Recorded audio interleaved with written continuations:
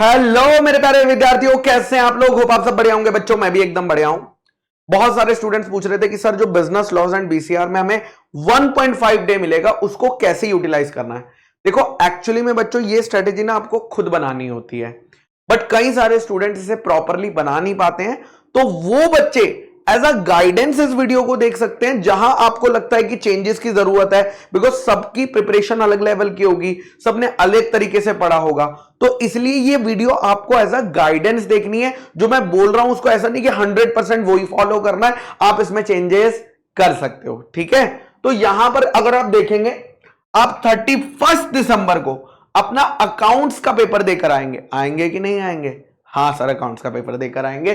तो अकाउंट्स का पेपर देने के आने के बाद आपके पास अफेक्टिवली 4 to 5 आवर्स रहेंगे, 4-5 घंटे रहते हैं उस दिन। जब आप अकाउंट्स का पेपर देकर आ जाते हैं तो आपके पास 4 से 5 घंटे पढ़ाई के लिए रहते हैं अफेक्टिव।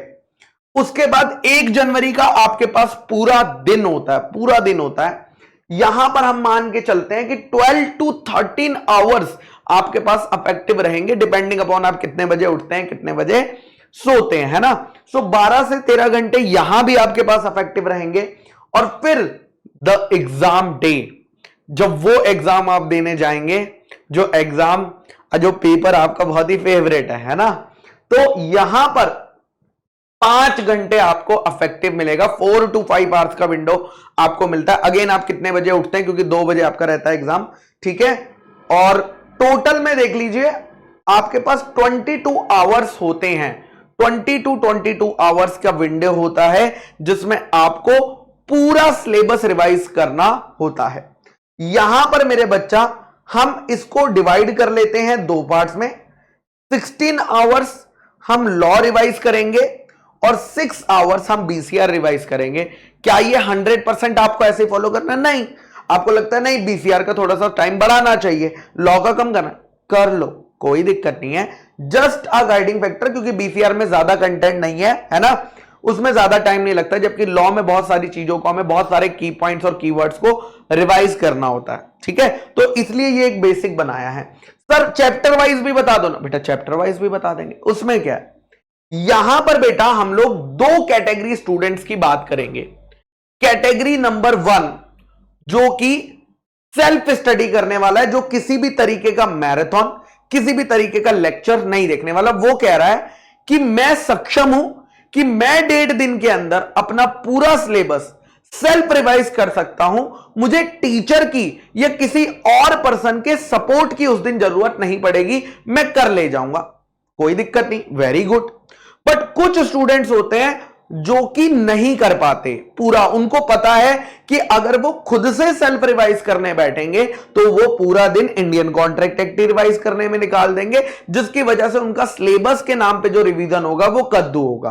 तो पहले तो आपको यह डिसाइड करना है कि आप कौन सी कैटेगरी में हो। आप सेल्फ स्टडी वाले स्टूडेंट हो सकता है, कोई दिक्कत वाली बात नहीं है। हो सकता है आप सेल्फ स्टडी वाले नहीं हो, आपको किसी की असिस्टेंस की जरूरत है, क्योंकि आप खुद से जब सिलेबस रिवाइज करते हो तो आप नॉर्मली बहुत ज्यादा आवर्स ले लेते हो। मैक्सिमम आपको लगता है कि अगर आप खुद से सिलेबस रिवाइज करोगे तो दो ही चैप्टर रिवाइज हो पाएंगे, बाकी तो, है ना। तो उनके लिए ये वाला ज्यादा बेटर रहता है, और जिन्हें लगता है कि नहीं हमें किसी की जरूरत नहीं है, हम कर लेंगे, बहुत ही बढ़िया, कोई दिक्कत वाली बात नहीं है, आप अपने हिसाब से करिए। सबसे पहले मैं बात करता हूं सेल्फ स्टडी स्टूडेंट्स की, जो सेल्फ करने वाले हैं। बेटा सेल्फ करने वाले हो तो इंडियन कॉन्ट्रैक्ट एक्ट 4 घंटे के अंदर रिवाइज कर लेना, 4 घंटे भी आराम से हो जाएगा। फिर उससे आता है बेटा sale of goods act, again 3 घंटे, पार्टनरशिप एक्ट 3 घंटे, कंपनीज एक्ट 3 घंटे, एलएलपी एक्ट 1 घंटा। और एलएलपी एक्ट मुझे पता है बहुत सारे बच्चों ने ऑप्शन में छोड़ा होगा, तो मैं उनसे रिक्वेस्ट करूंगा अगर आपने ऑप्शन में छोड़ा हुआ है तो अभी से ही उसके इंपॉर्टेंट क्वेश्चंस पढ़ के रख लो जो दिए हुए हैं, है ना। जो पीपीटी में आपको इंपॉर्टेंट मार्क कराए हुए हैं बस वो करके रख लेना, या डीपीपी वाले करके रख लेना अभी से ही, है ना। डोंट वेट कि उस दिन करूंगा, उस दिन तो फिर नहीं कर पाओगे। अभी से करोगे तो 1 घंटे में वहां वो वाले क्वेश्चन रिवाइज हो जाएंगे, तो आपका काम हो जाएगा। जिसे करना ही नहीं है वो 1 घंटा यहीं और कहीं डिस्ट्रीब्यूट कर सकता है। उसके बाद बेटा इंपॉर्टेंट क्वेश्चंस आपने कुछ आरटीबी में क्वेश्चंस मार्क करके रखे होंगे, कुछ एमटीबी के क्वेश्चंस मार्क करके रखे होंगे, और कुछ क्वेश्चन बैंक में ऐसे क्वेश्चंस मार्क करके रखे होंगे जो आपको लगता है कि आपको एग्जाम से पहले एक बारी गो थ्रू करने की जरूरत है, तो वो आप 2 घंटे में कर लेना। 16 आवर्स में आपका पूरा लॉ जो है प्रॉपरली रिवाइज हो जाएगा। कितना? प्रॉपरली रिवाइज हो जाएगा। लेकिन अगर आप हमारे मैराथन देख के रिवाइज करने वाले हैं, जो कि हमने आपको रिकॉर्डेड मैराथन दिया है ना, इस बार रिकॉर्डेड मैराथन दिया है, अलग से कोई मैराथन और नहीं आएगा, आपको रिकॉर्डेड मैराथन रेफर करना है, क्योंकि उससे आपका टाइम बहुत ज्यादा सेव होता है।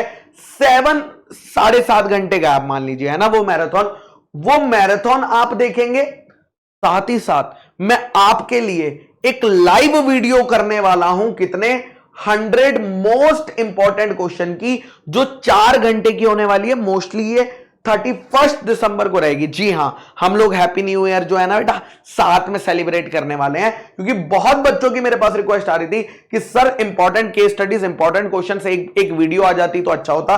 तो उसके लिए मैंने डिसाइड किया सिर्फ आपकी रिक्वेस्ट पे, वरना मैं अलग से नहीं करने वाला था। आपकी रिक्वेस्ट पे डिसाइड किया गया है कि 100 मोस्ट इंपॉर्टेंट क्वेश्चन जो हम 31 दिसंबर की रात को ही 4 घंटे निपटा लेंगे, तो आपका तो सब कुछ 11 घंटे में खत्म हो जाएगा। अब आप क्या करोगे? तो आपको क्या करना है बेटा, आपको भी बीसीआर मैंने दोनों के लिए कॉमन रखा है। बीसीआर क्यों कॉमन रखा है? बिकॉज वो दोनों को सेम ही 6 घंटे लगाकर करना है। बीसीआर में आप 6 आवर्स देंगे, कम्युनिकेशन 2 आवर्स, और आपको बहुत सारा नहीं पढ़ना है। हर हेडिंग के अंदर के 3 पॉइंट आपको पता होने चाहिए। मैंने ये आपको मैराथन में भी बताई है कि मान लो अगर उसने पूछा कि इसके नॉन वर्बल के बारे में बताओ, तो उसके नीचे 3 पॉइंट, इस बैरियर के बारे में बताओ तो उसके नीचे के 3 पॉइंट। 3 पॉइंट्स अगर आपको हर हेडिंग के अंदर आ रहे हैं लिखने, तो आप इजीली इसमें मार्क्स स्कोर कर ले जाओगे। नेक्स्ट आता है बेटा कम्युनिकेशन के बाद आपके सारे राइटिंग फॉर्मेट्स। जो आपका राइटिंग सेक्शन होता है, ये भी आपको रिवीजन में ज्यादा टाइम नहीं लगता आपको, लेकिन ये फॉर्मेट्स खुद से एक कॉपी लेकर बनाकर देखने हैं। Prepare format without looking at the format, बिना देखे फॉर्मेट। पहले रिवाइज करो फॉर्मेट को, फिर एक नोटबुक लो, उसमें फटाफट से फॉर्मेट बिना देखे बनाओ, मैच करो कि कुछ मिस तो नहीं हो रहा है, ताकि ये आपको हेल्प आउट करेगा। नेक्स्ट आता है वोकैबुलरी, जो कि यार आने को तो कहीं से भी आ सकती है, बट ट्राई करना कि मॉड्यूल में जितना है कम से कम वो तो प्रिपेयर कर जाओ। आधे घंटे से ऊपर आपको नहीं लगेगा, और ये मैराथन में भी ऑलरेडी कवर्ड है। अगर आप मैराथन देख रहे होगे तो ये भी आपको अलग से नहीं करना पड़ेगा। नेक्स्ट आता है सेंटेंस टाइप, ये अच्छे से कर लेना, 1.5 घंटा देना। एक्टिव पैसिव को, डायरेक्ट इनडायरेक्ट को थोड़ा बीच में टाइम बांट लेना। आपका 6 आवर्स में मेरे बच्चा पूरा बीसीआर भी अच्छे से रिवाइज हो जाएगा। This is how you are going to prepare 1.5 day की जो आपकी स्ट्रेटेजी है। हां, आप इस स्ट्रेटेजी में कुछ बढ़ाना चाहते हो कि आपको लगता है कॉन्ट्रैक्ट एक्ट 5 घंटे होना चाहिए और पार्टनरशिप एक्ट 2 घंटे होना चाहिए, कर लो। It is up to you can change it as per your convenience.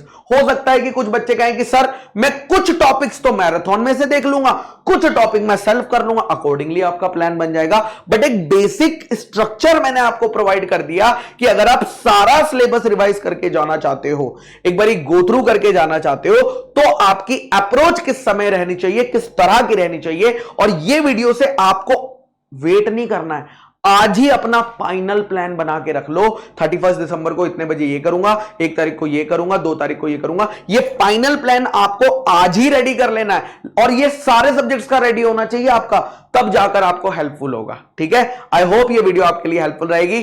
Thank you, tata, bye bye.